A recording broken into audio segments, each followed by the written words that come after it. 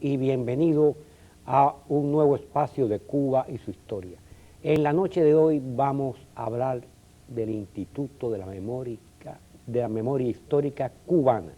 ¿Qué es el Instituto de la Memoria Histórica Cubana y por qué ese nombre? Y para conversar de eso tenemos aquí al periodista y ensayista Pedro Corzo, quien ha estado con nosotros en otras oportunidades. Bienvenido, Pedro. Muchas gracias, Albertini. Es un placer que estés aquí. Gracias por esta nueva invitación y gracias a esta casa de todos nosotros que nos da la posibilidad de poder expresar no solo criterios, sino también dar informaciones que en alguna medida pues, pueden ayudar a restablecer en Cuba una serie de valores que lamentablemente por el tipo de régimen al cual ha estado sometido nuestro país por más de 4 décadas, pues se han perdido. Y el esfuerzo de este Instituto de la Memoria Histórica Cubana contra el totalitarismo es recuperar la historia. Bueno, Pedro, ya que dices eso, ¿qué es lo que es el Instituto de la Memoria Histórica Cubana?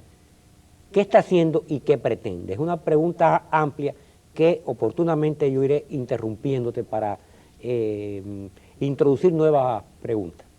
Mira, el instituto sale, es la idea de un grupo de personas, algunos expresos políticos, otros no, que en un momento determinado consideraron que era necesario tratar de viajar al pasado de una forma virtual y recuperar la mayor cantidad de acontecimientos y de figuras que lamentablemente por el tiempo transcurrido y la difícil situación en la cual hemos estado enfrentando al totalitarismo cubano durante todos estos años, pues se ha perdido. Cuando dices viajar al pasado, ¿te refieres desde que se inició la nación o te estás refiriendo específicamente a la etapa del castrismo? Nos estamos refiriendo específicamente a la etapa del totalitarismo. Nosotros tratamos de no identificar esto como castrismo solo, sino como totalitarismo, y te explico. Cuando el actual régimen cubano se estableció en la isla, se estableció sobre 2 bases extremadamente singulares y dañinas para cualquier país.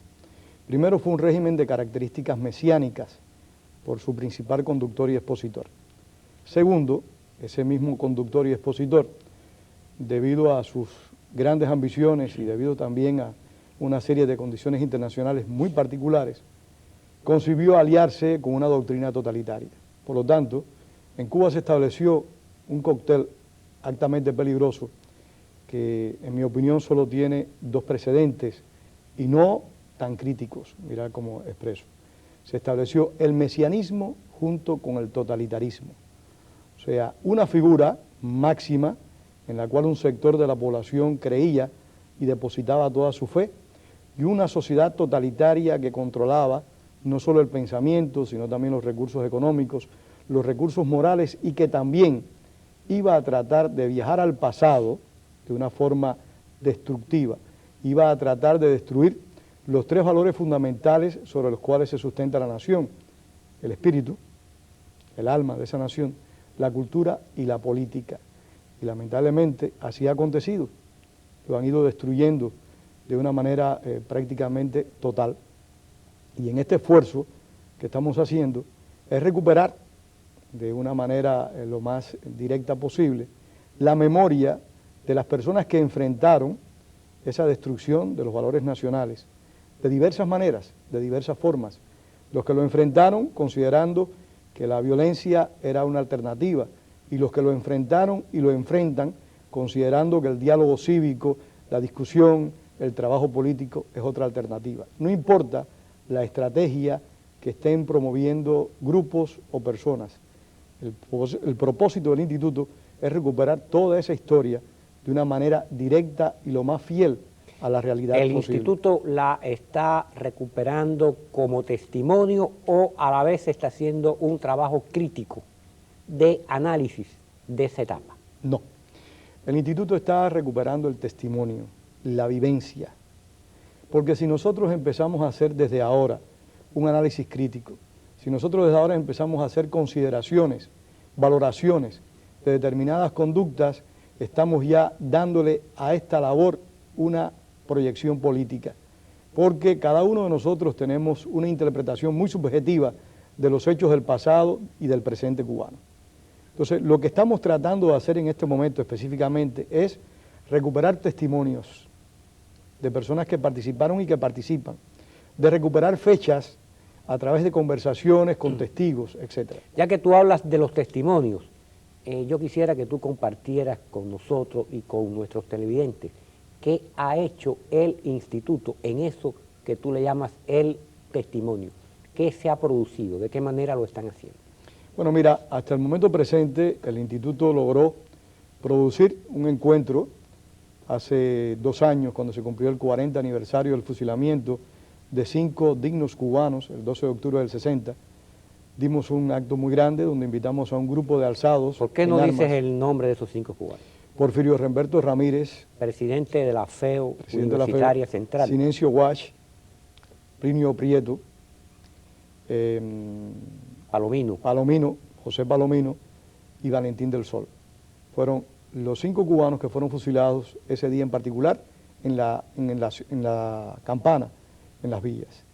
Esta situación nosotros la conmemoramos. Después conmemoramos también con amigos que estuvieron en la invasión de Playa Girón el 40 aniversario del desembarco de Playa Girón.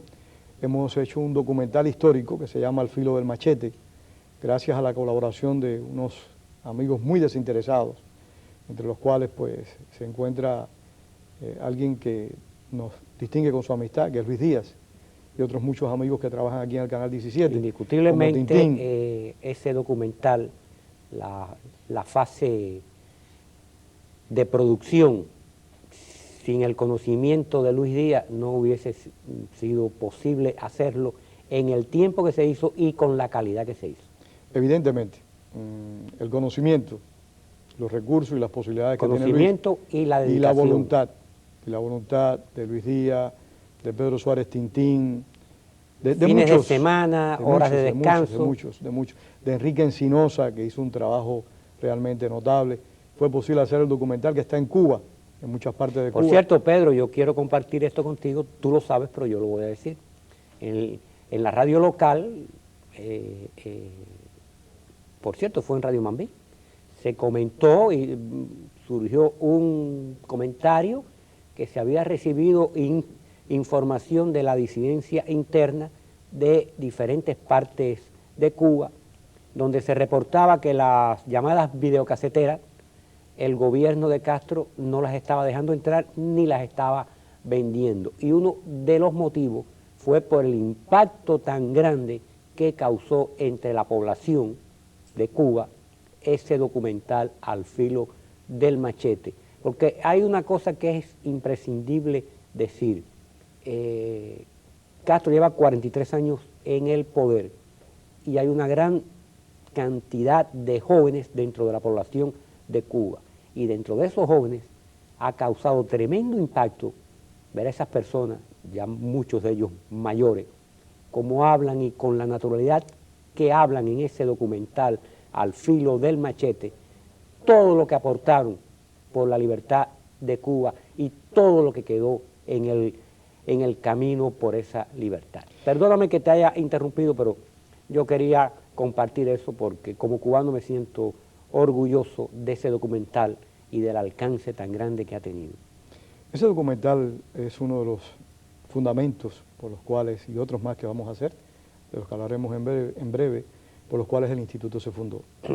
¿Por qué? Porque lamentablemente, y eso me lo comentaba los otros días un opositor dentro de la isla, con el cual hablé por vía de teléfono, me decía, durante muchos años, nosotros nos hemos estado obligados a identificar con los héroes de la revolución.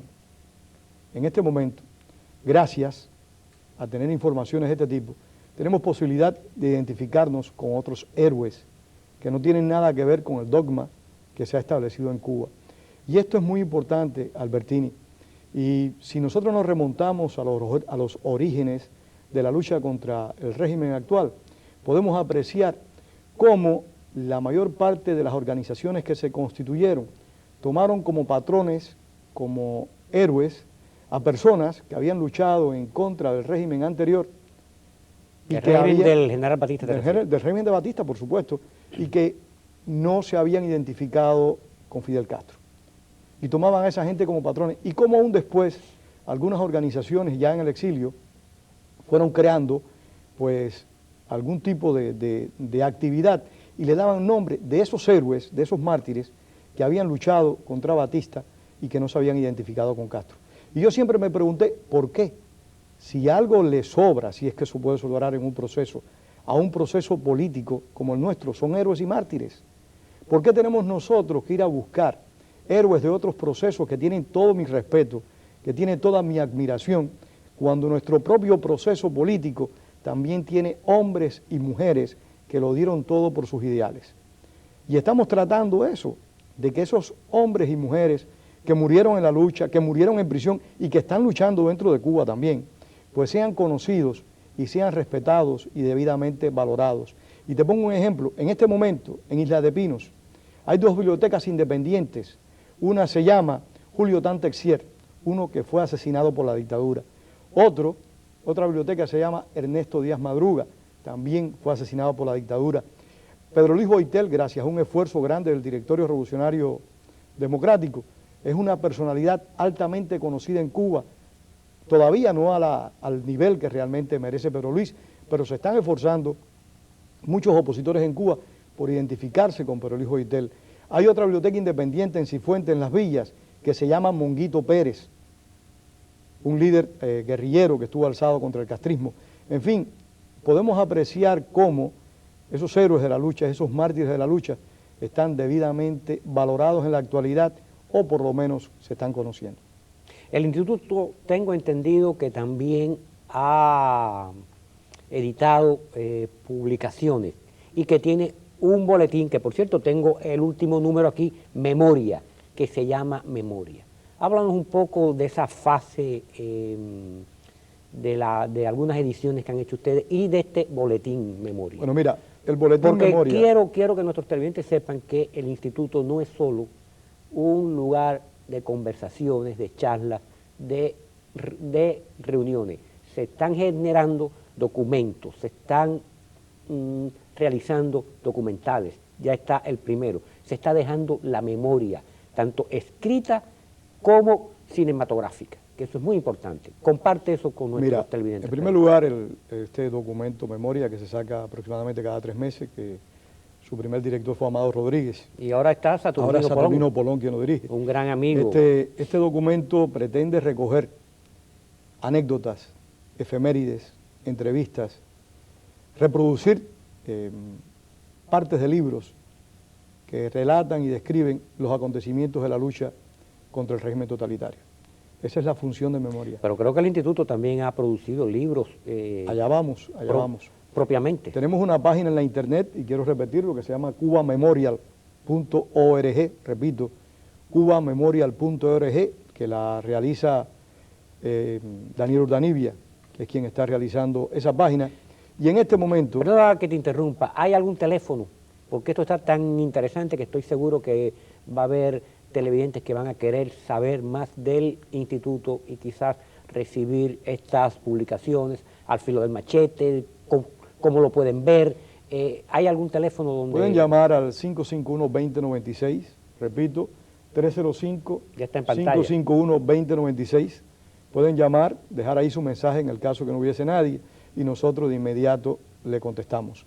Pero bien, en este momento, Ramiro Gómez Barrueco, junto con un grupo de compañeros, Enrique Ruano, Luis González Infante y varios más, Lázaro Machado, también Amado Rodríguez, están desarrollando un calendario histórico, que va a llevar fotos de la lucha en contra del totalitarismo, de la lucha armada y de la lucha cívica.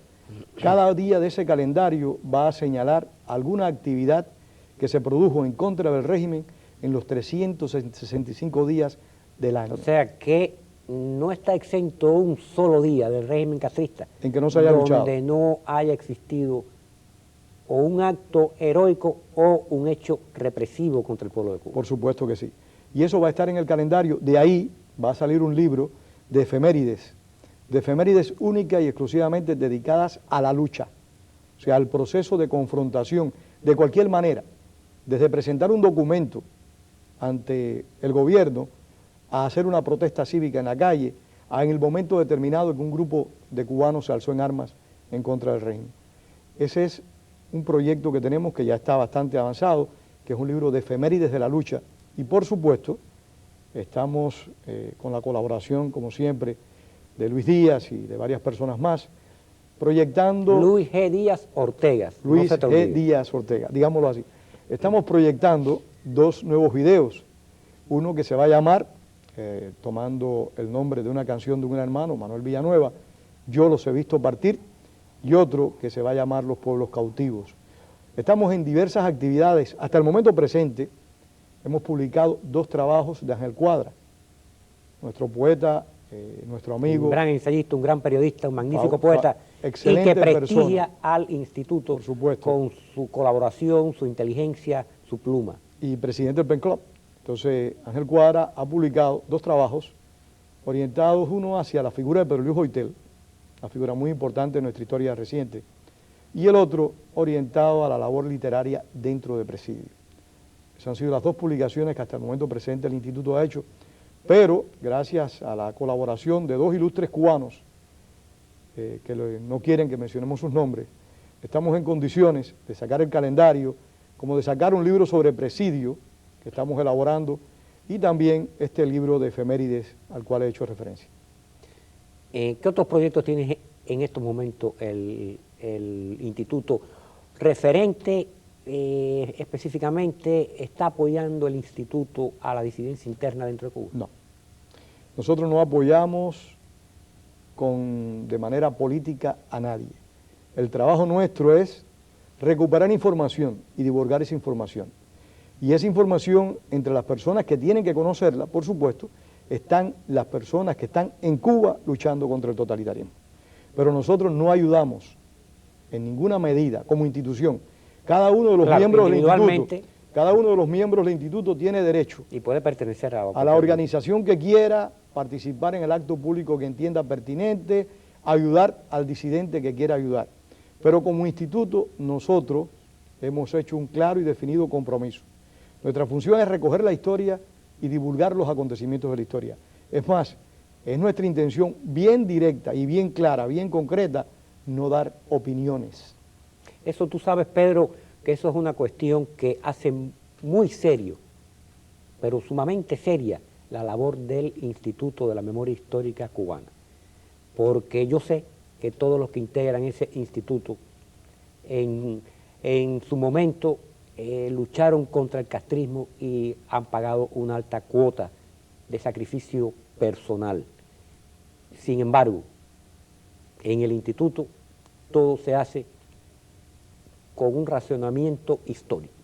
No es que tiene que ser así. Mira, la labor que está haciendo Ramiro Gómez Barrueco junto con Enrique Ruano, Luis González Infante y varios más, Lázaro Machado, Chamizo, como dije hace un rato, es una labor muy importante. Ellos van a producir un calendario donde no va a haber opiniones de nosotros. Nuestra memoria, o sea, nuestro boletín no tiene que tener opiniones. Nuestro boletín está enfocado a informar sobre los acontecimientos. Para nosotros eso es importante, que el cubano de la isla, que el cubano del exterior reciba información sin edición, que después sus lecturas, sus experiencias directas e indirectas, le posibilite sacar sus propias conclusiones. Nosotros lo que sí estamos bien definidos y bien claros, estamos luchando contra el totalitarismo, contra el actual régimen que está en Cuba, sin que importe la persona que lo dirija o que lo represente. Es el sistema el que nosotros enfrentamos a través de esta información, a través de que el pueblo de la isla y que ya esté dentro o fuera de la misma pueda conocer los acontecimientos de la historia del pasado y del presente. Pedro, tú estás aquí, hemos hablado del Instituto de la Memoria Histórica, pero no puedo desaprovechar esta oportunidad para conversar contigo con la realidad actual de Cuba. Ya estoy hablando con el analista político, con el periodista, con el militante anticastrista, porque vamos a decir así, anticastrista, ese ropaje de comunismo, socialismo, eso nunca le encajó a Fidel Castro. ¿Qué opinas tú, Pedro, de ese inmovilismo que Castro le quiere dar a su sistema a través de su constitución? ¿Qué tú piensas de eso? Yo creo que a Castro lo que hay que darle un crédito. Su régimen es un régimen consecuente. Te decía al principio del programa que en Cuba se había establecido una sociedad totalitaria y mesiánica, que en una palabra, resumiéndolo todo, es una sociedad fundamentalista. Castro es un fundamentalista del poder. Para él lo importante es el poder, no importan las concesiones, no importan las contradicciones. Él es consecuente en conservar y mantener el poder. Cualquier modificación que pueda hacer Castro mañana va a ir a favor de que él pueda conservar el poder, de que él pueda seguir gobernando. Cuando tú dices él, te estás refiriendo a que tú estimas que el régimen de Castro es unipersonal.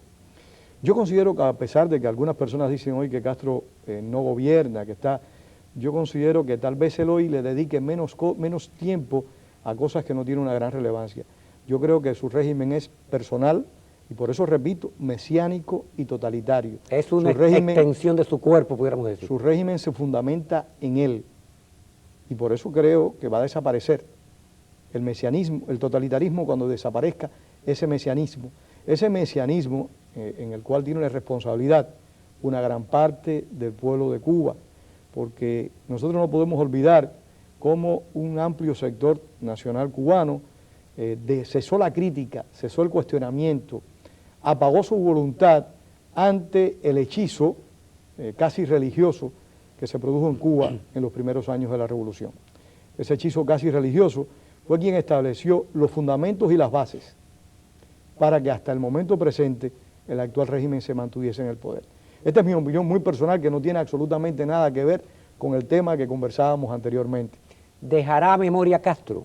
¿Habrá trascendencia castrista después de Castro? Valga esta redundancia. Yo creo que en cierta medida Castro va a servir como un punto de referencia de lo que no debe hacer un gobierno en ningún país del mundo y particularmente de lo que no debemos hacer los cubanos. Esa es la memoria que va a dejar. Mira, la Unión Soviética, la doctrina marxista, estuvo impuesta en la Unión Soviética por más de 70 años. Estuvo en Cuba imperando durante más de 30 años. Se fueron los soviéticos de Cuba, desapareció la Unión Soviética y de Cuba nadie se acuerda de eso. Para nosotros es muy importante, y regreso al tema, retomar los valores, porque cuando los cubanos retomemos nuestros valores nacionales, de nuevo respetemos en la medida que demanda las circunstancias, la historia, el espíritu de la nación y nuestra cultura, y asumamos los defectos y los vicios de nuestra nación con el deseo de mejorarlos, Castro, te repito, va a ser una triste referencia de lo que no debemos volver a hacer.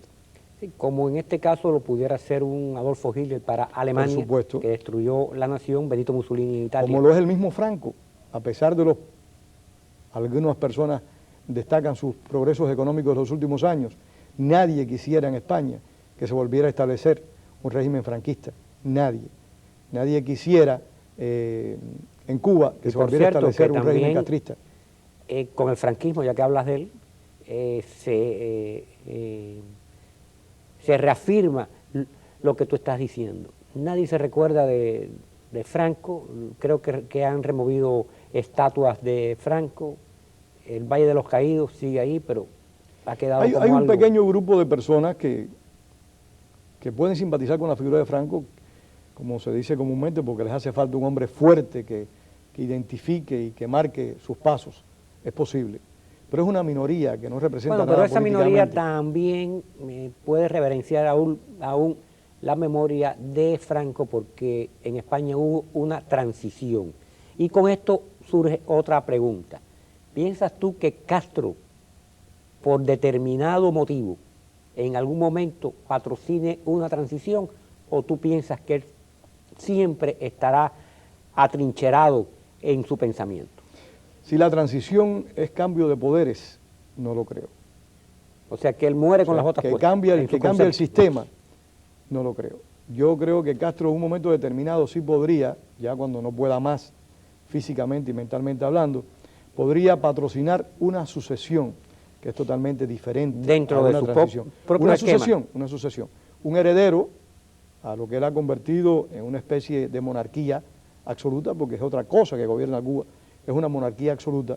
Su voluntad es la ley, nadie se atreve a enfrentar lo que él dice, y lo estamos viendo como en alguna medida el propio régimen cubano está rescatando figuras, acontecimientos y fechas que en un momento determinado incriminó y denostó. Y lo está haciendo porque ellos también se han dado cuenta, como se dice comúnmente, que perdieron el piso de la nación. Y ese es uno de los motivos por los cuales le han dado esos reducidos espacios a las manifestaciones espirituales del pueblo cubano para que de alguna manera pueda ir a la iglesia y pueda manifestar opiniones de carácter religioso. Te quiero preguntar algo, Pedro, que se me olvidaba, volviendo al Instituto de la Memoria Histórica Cubana. Este es una organización sin fines de lucro. Esta organización es sin fines de lucros, no es partidista, repito, no hacemos compromiso absolutamente con nadie. Las personas que quieran tener más información... Por cierto, tenemos en pantalla el logo que identifica al Instituto de la Memoria Histórica Cubana contra el totalitarismo. Ese logo aparece en todas las publicaciones que genera el Instituto de la Memoria Histórica. Y fíjate que el libro que se abre dice Honrar, honra, de José Martí, porque nuestro propósito es honrarnos a nosotros mismos, honrando a las personas que en el pasado y que en el presente, estás honrando dentro, la nación. por supuesto, dentro y de la isla y fuera de la isla, de la manera que consideren mejor, están enfrentando el totalitarismo. Con eso honramos a Cuba y honramos a todos los cubanos. Yo te interrumpí en algún momento cuando salió el logo. Bueno, tenemos el teléfono otra vez en pantalla. Yo creo que nuestros televidentes, el que esté interesado en esto, el que le interese la historia, la verdadera historia, una historia que se les muestra, que no está permeada de opiniones del historiador, en este caso porque es muy común declararse historiador para emitir sus propias opiniones sobre determinado sistema. Pedro, se nos fue el tiempo. Brevemente, algo más. Simplemente que queremos como instituto, como un centro que busca la historia, que las personas nos suministren información. Para el calendario, para el libro efeméride, para los libros que estamos programando, demandamos a las personas que nos suministren información, que se pongan en contacto con nosotros. 551-2095 es el teléfono del instituto, que nos llamen, que hagan con contacto. Tenemos muchas personas vinculadas a esto, por favor, manden esa información necesaria. Gracias, Pedro Corzo, y que se repita esta visita. Gracias a ti, Albertini, gracias al Canal 17 y, por supuesto, siempre estamos dispuestos a estar acá contigo. Y ustedes, queridos televidentes, sin más, hasta la próxima vez.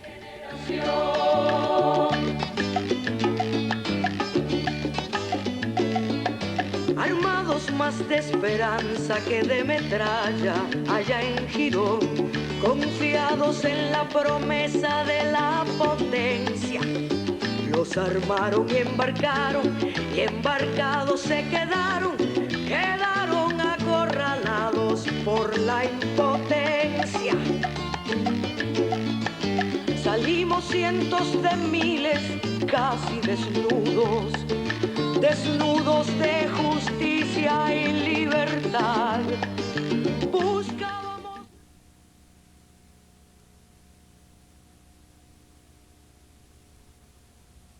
160 meses de andar prestado, son 3 décadas de trabajo y de tesón, 30 años discriminados, aunque naturalizados.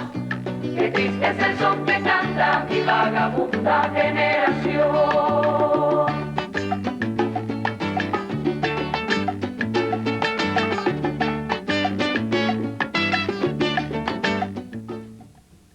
Muy buenas noches, estimados televidentes, y bienvenido a un nuevo espacio de Cuba y su historia. En la noche de hoy me acompañan a alguien que ya ustedes conocen, periodista, ensayista y un conocedor de la realidad de Cuba. Me refiero a Pedro Corzo. Bienvenido, Pedro. Pedro. Albertini, buenas noches, muchas gracias por esta nueva invitación. Un placer que estés nuevamente aquí en Cuba y su historia. Pedro, la semana que terminó, se conmemoró el 10 de octubre de 1868, cuando Carlos Manuel de Céspedes, con otros complotados y con la dotación de esclavos de su ingenio, la de Majagua se lanza a la manigua en nuestra primera guerra de independencia. Es interesante brevemente rendirle un homenaje a aquella fecha y que, en pocas palabras, como tú eres bien escueto para tus análisis, pero certero, nos digas algo de esa fecha. Sin duda alguna, Albertini, esa fecha es trascendente para nuestra historia. Fue la suma de una serie de actividades que durante más de 50 años grupos opositores cubanos a la acción de la corona española en la isla, pues habían hecho esfuerzos grandes que habían llevado a la muerte también a varias personas, a encarcelamientos a otras y a la deportación a muchas.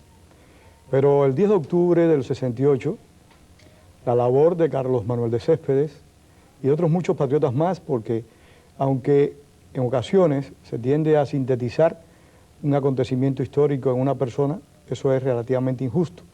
Porque aunque hay alguien que lleva un gran peso, son muchos los que colaboran, los que participan y también los que dan la vida para poder lograr, a vías de hechos, una acción de esas características. El 10 de octubre de 1868, del cual cumplimos recientemente 134 años, pues manifiesta y expresa, en primer lugar, la voluntad del pueblo cubano para ser libre, para ser independiente de la corona, para ser soberano.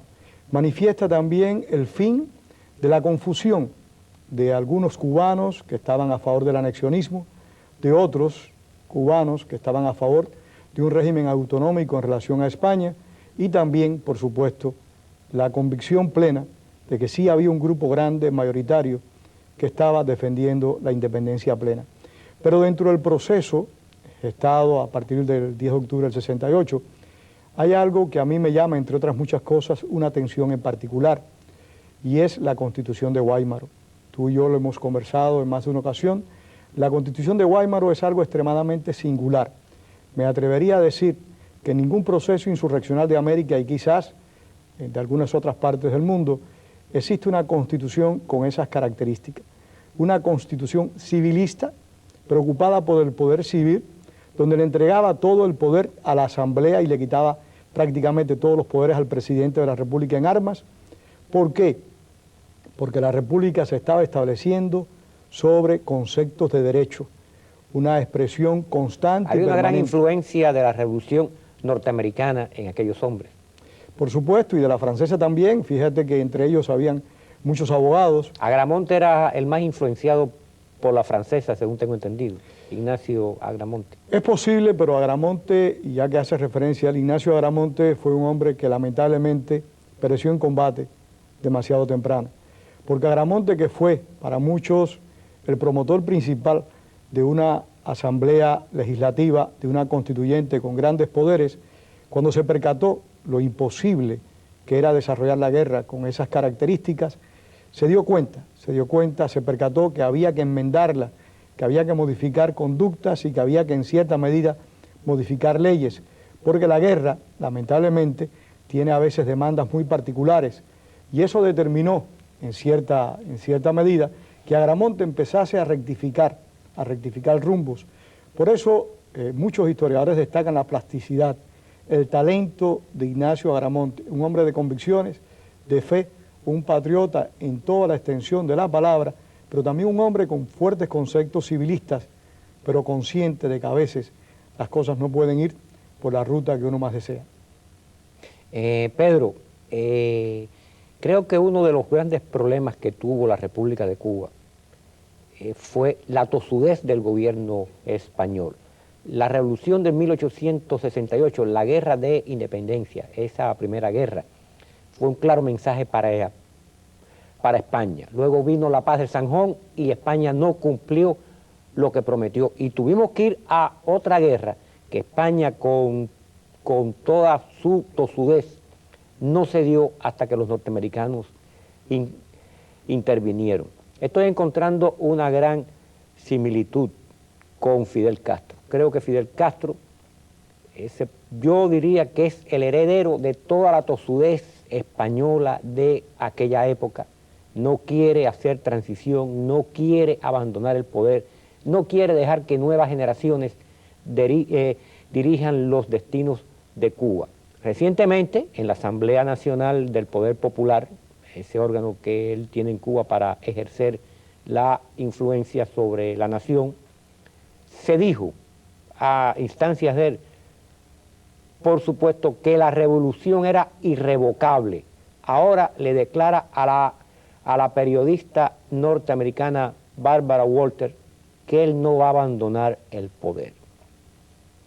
Y yo me pregunto, ¿qué esperan sectores del exilio cubano y sectores de la disidencia dentro de Cuba? ¿Qué esperan de Castro?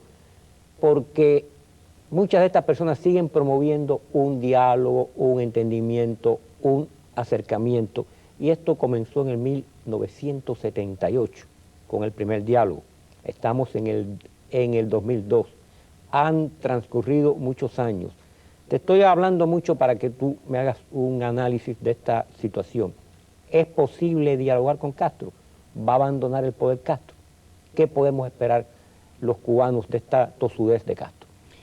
Si nos remontamos a la primera parte de tu pregunta, cuando hiciste Más que pregunta, es una reflexión que comparto yo contigo. Y lo hemos conversado en ocasiones, hiciste una comparación entre Castro y el gobierno español de la época. Para mí es heredero genuino de la tosudez ibérica sobre Cuba. Yo creo que sí, yo comparto ese punto de vista y hay algo que hay que destacar. El lenguaje de Cánovas del Castillo, si mal no recuerdo, el primer ministro de la época de España en la lucha por la independencia cubana ya en los años 90, pues fue siempre de que primero se hundía a Cuba en el mar, que antes de darle la independencia. Hasta la última peseta, hasta el último soldado. Última peseta, hasta el último hombre. Todo era la convicción, la fe, la certeza de que no podían perder a Cuba.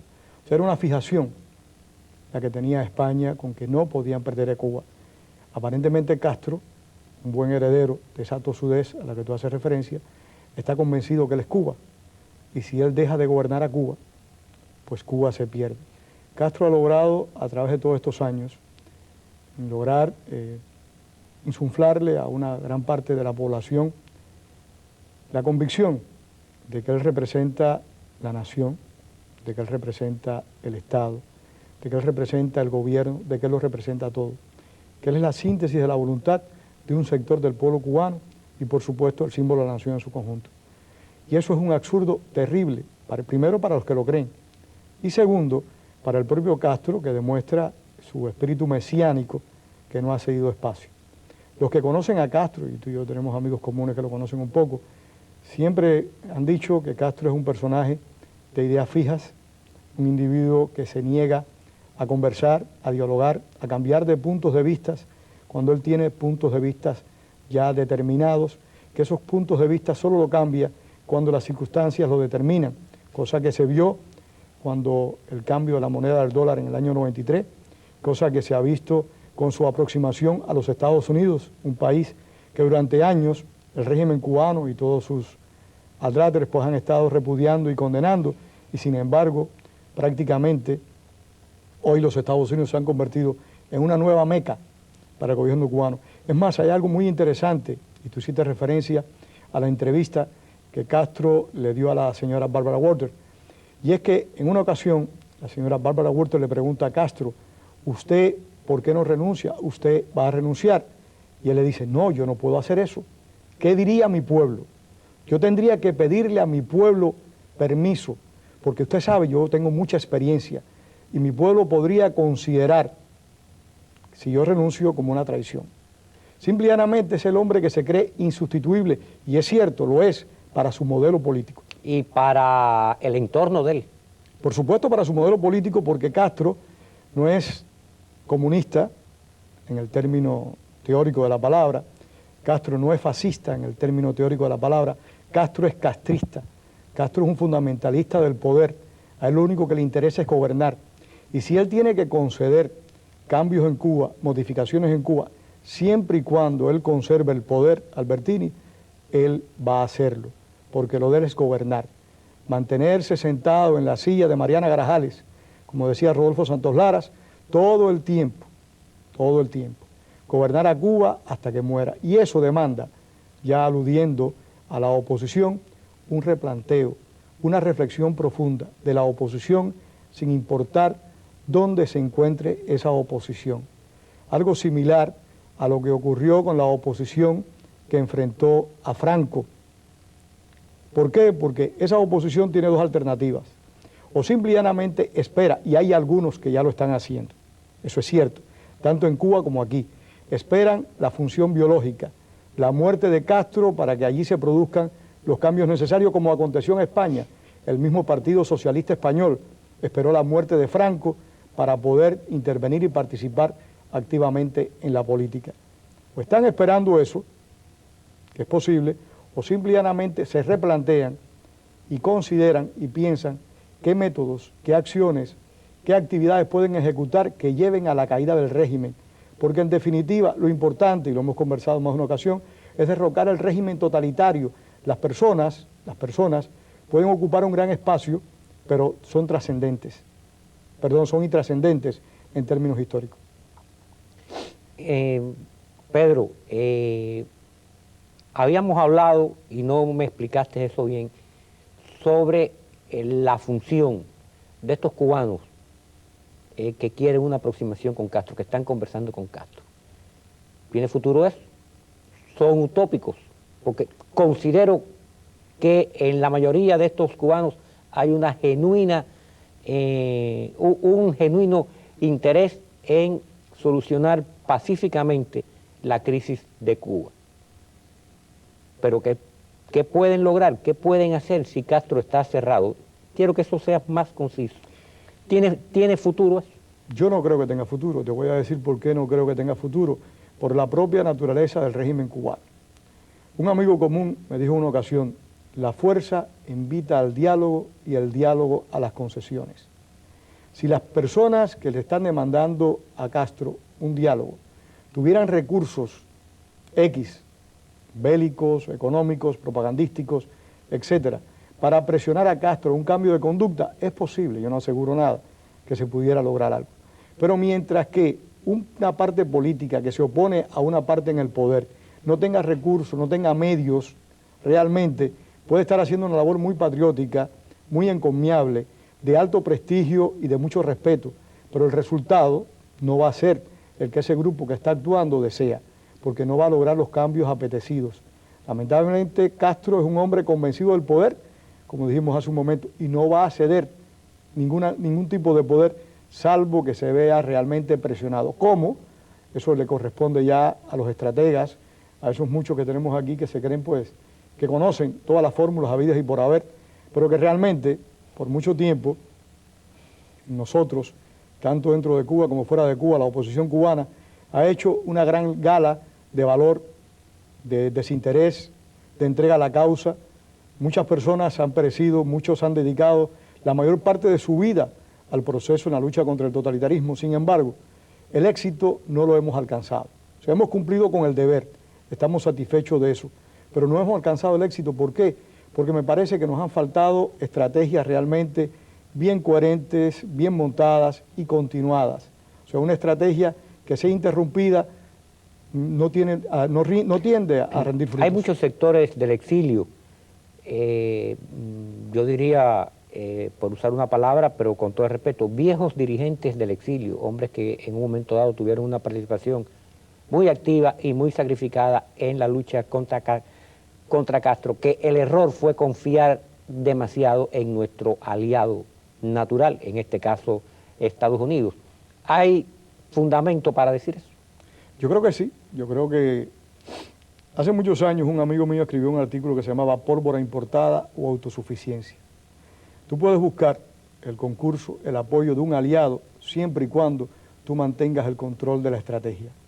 Cuando tú, lamentablemente, permites que el aliado tuyo determine lo que tú vas a hacer, cómo lo vas a hacer, y maneja hasta el medio de transporte en el que tú te vas a mover, realmente te estás convirtiendo en un instrumento de tu buena fe, en un instrumento de tu voluntad para llevar a tu país la democracia, pero eres simplemente un instrumento, ya que vas a parar en el mismo momento en que tu aliado, sean los Estados Unidos o cualquier otro país del mundo, cesen esa ayuda. Por eso, el proceso antitotalitario cubano ha tenido tantas altas y tantas bajas, porque lamentablemente la oposición política cubana en muy pocas ocasiones, por mencionar algunas, ha sido autosuficiente. Siempre ha tenido una gran dependencia económica a veces política, en otras una influencia variada por parte de esferas de influencias de Estados Unidos, que en ocasiones no son ni del propio gobierno, en ocasiones son de agencias que son de tránsito para lo que a los gobiernos respecta. Pedro, Castro se niega a conversar con el exilio. Tiene la misma postura, por eso vuelvo, que es un rezago del colonialismo español. Quiere conversar con los Estados Unidos directamente como los españoles conversaron con los norteamericanos y dejaron a Cuba fuera del Tratado de París, que fue el que concretó la independencia de Cuba. Los cubanos no pudieron asistir a ese convenio, a ese tratado.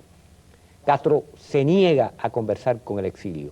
Castro quiere conversar con los norteamericanos. De hecho, lo está haciendo, no sé a qué niveles, pero lo está haciendo y siempre lo ha hecho. ¿Qué influencia tiene hoy en día el exilio en Cuba? Mira, Albertini, yo creo que el término exilio a veces debemos tratar de evitarlo en estos tipos de conversaciones. Yo creo que se debe decir la oposición.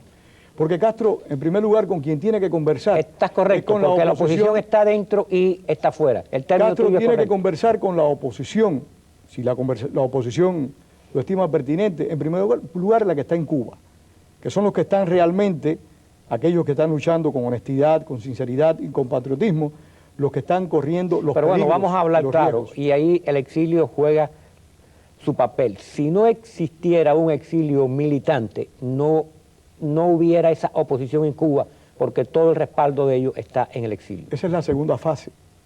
Por eso te decía que no se puede separar uno de lo otro. Sí, es la oposición donde quiera que se encuentre. Por supuesto que esa oposición que está exiliada es la caja de resonancia, es también la fuente de ayuda, de respaldo moral y material a esa oposición que está en la isla. O sea, me parece que hay una comunicación muy estrecha entre los opositores que están dentro de Cuba y dentro de la isla, que lo hace en cierta manera, a pesar de la diferencia de ubicación geográfica, lo hace un todo, lo hace un conjunto. Y por lo tanto, yo soy partidario que si en Cuba algún grupo demanda algún tipo de debate, de discusión, debe tratar de que se procure de que ese debate, esa discusión, se establezca con todas las vertientes de la oposición, de que no se aparte a ninguna, esté, te repito, fuera de Cuba o dentro de Cuba. Pero tu pregunta era interesante, sin duda alguna. ¿Qué se puede hacer? Yo creo que, en primer lugar, se puede hacer una cosa, tratar de asumir estrategias propias, aunque sean modestas, aunque sean limitadas, pero estrategias propias que no dependan de favores extranjeros, sea cual sea este país que nos está ayudando. ¿Por qué? Porque ese país nos va a ayudar tanto en cuanto sus intereses coincidan con los nuestros. Ahí tú tienes el caso del embargo. El embargo está sujeto a un profundo debate, no en el exilio cubano, no en la oposición cubana, dentro o fuera de la isla, no. Está sujeto a un profundo debate dentro de la estructura del poder del gobierno que estableció ese embargo. ¿Por qué? Por mucha influencia que nosotros tratemos de tener sobre esas personas, va a estar limitada porque primero están los intereses de este país, de los Estados Unidos, y de los políticos de este país en relación a sus zonas. Por eso es que me parece que es muy inoportuno continuar cifrando nuestras expectativas de cambio en Cuba sobre estrategias que los cubanos mismos no podemos manejar, porque cuando quiera el aliado deja de ser aliado y se convierte, si no en enemigo, se convierte en imparcial. Se puede intuir por lo que tú dices que en estos momentos la situación de Cuba está prácticamente fuera de las manos de los cubanos. No me atrevo a decir tanto, pero sí hay cierto punto de veracidad en eso que tú dices. ¿Y por qué? Porque dijiste hace un momento que el dictador se está aproximando al gobierno de los Estados Unidos. Siempre lo ha hecho, ha conversado con todos los gobiernos. En este momento lo está haciendo con más vehemencia. Y el mensaje que te hice referencia hace un momento, que nos interrumpimos, cuando a Bárbara Walter le pregunta a Castro sobre la crisis de octubre, y esto es muy interesante, y mira si en esta ocasión el mensaje de aproximación es más directo. Castro le dice, nosotros tuvimos cohetes aquí, pero el presidente John Fitzgerald Kennedy se molestó, se alteró, porque el premier Nikita Khrushchev le mintió.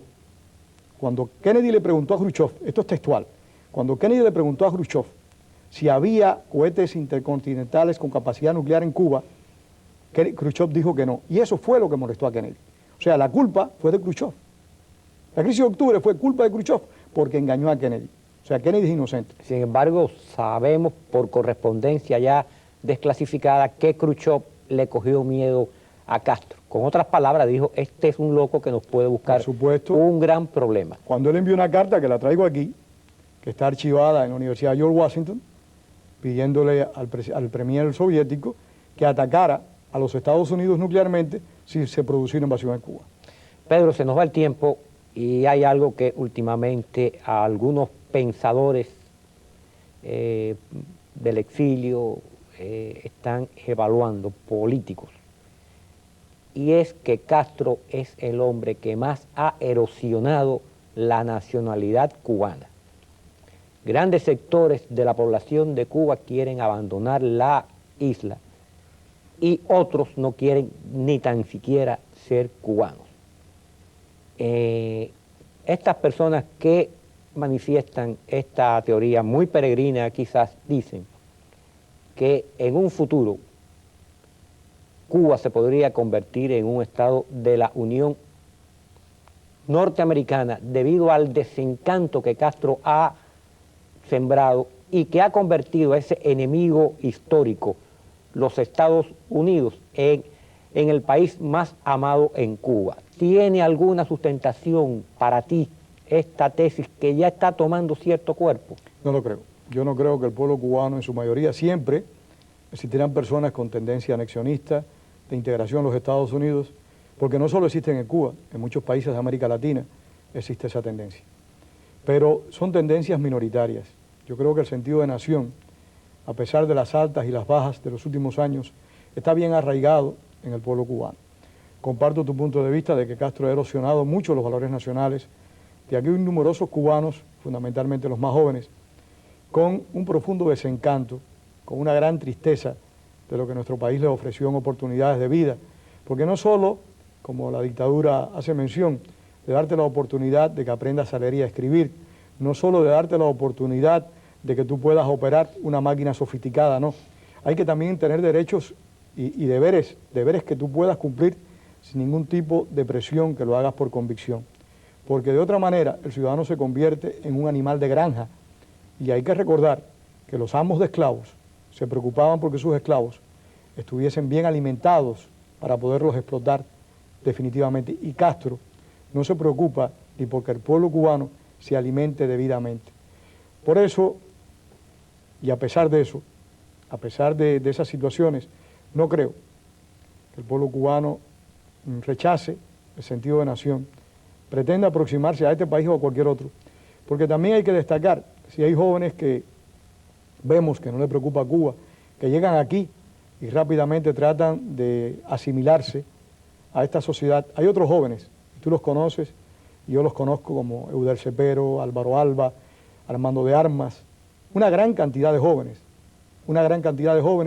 que tú los ves, que constantemente manifiestan su sentido de nación, su preocupación por Cuba. Así que por lo tanto, aquí está esa reserva, porque también hay jóvenes que curiosamente nacieron en este país o vinieron de muy pequeños para acá y demuestran también su fe de cubanía. O sea que eres optimista en eso. No, yo en eso soy optimista. No soy optimista en otras cosas. Tú sabes que yo no me caracterizo por un optimismo constante. Pero nos quedan soy 2 minutos y quiero hacerte otra pregunta. Por favor. Legado de Castro, cuando el castrismo esté en los libros de historia que se ha pasado, ¿qué legado ha dejado Castro sobre nuestra nación? Dolor, angustia, pesar, una nación dividida. ¿Alguna enseñanza? Bueno, una de las razones por las cuales un grupo de personas nos hemos asociado en la labor de recoger la historia es que, haciendo conocer todos los horrores y errores del totalitarismo cubano, puede ser un buen antídoto para evitar futuras dictaduras, para evitar que rechacemos las sociedades democráticas, para evitar la intolerancia entre nosotros, para que nos toleremos más, para que nos entendamos más, para que estemos más dispuestos a discutir, no a discutir por el mero placer de discutir, sino también escuchando a los demás, porque a veces discutimos y no escuchamos a la otra parte cuando expresa sus puntos de vista. Yo creo que sí, que hay un gran futuro para Cuba en cada cubano que lo quiera hacer, pero que el castrismo, por suerte, no va a dejar nada, como Hitler, como Stalin, como otros tantos dictadores, solo dejaron pena y dolor, y algún que otro trasnochado. Y la enseñanza de no cometer los mismos errores. Por eso los judíos tienen esa expresión de nunca más, y en Venezuela, por ejemplo, hoy en día están diciendo no volverá, no más, y ese es el punto al cual hay que irse. Nunca más un régimen totalitario en Cuba, donde se conculque el derecho y las libertades y la dignidad del hombre. Muchas gracias, Pedro Corzo, por haber estado aquí con nosotros y haber compartido contigo todos estos criterios que siempre son tan esclarecedores. Y ustedes, queridos televidentes, sin más, hasta la próxima vez. 360 meses de nostalgia, son 3 décadas de destierro y desunión, 30 años de duro exilio, de extranjero domicilio, qué pena de son que canta, errante generación.